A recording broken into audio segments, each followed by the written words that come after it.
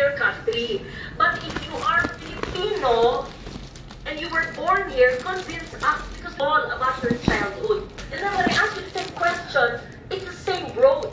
Alala ng sobra, pero meron pa po isang kasama ngayon po na matagal na po sa amin. Susunod po, baka pwede ko po siya i-present din po dito para makilala niyo po.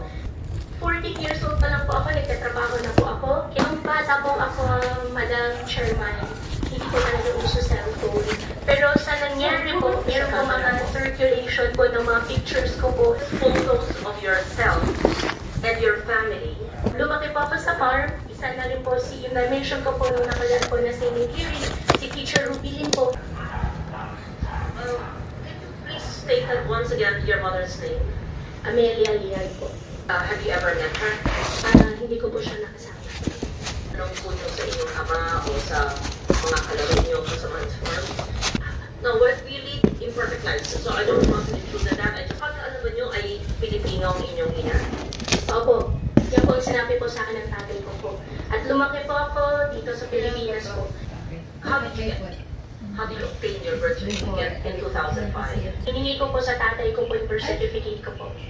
And yes, when you look at the birth certificate, that was what was really discussed earlier, right? When I if you didn't grow up with that language, you wouldn't be able to speak that tone. Ako po ay isang Pilipino. Sa farm po, ang gamit po namin, 86 po, wala namin talaga malala. Although alam ko po talaga ma-mention yung word na wala pa akong malala. Pero wala po talaga. No, I'm not asking about the day you were born.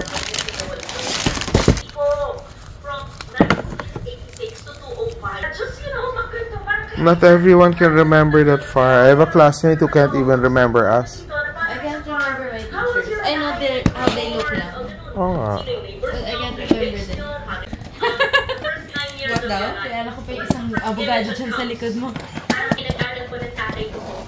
Ang nagtuturo po sa akin si Teacher Ruby Lin po na na-mention ko po nung nakaraan series. More questions in the next hearing because ano ba ito?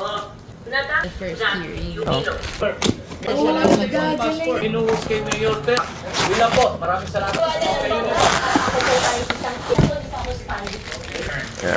Parang, sige, anak siya ng maid. Ba't ka naman itatago?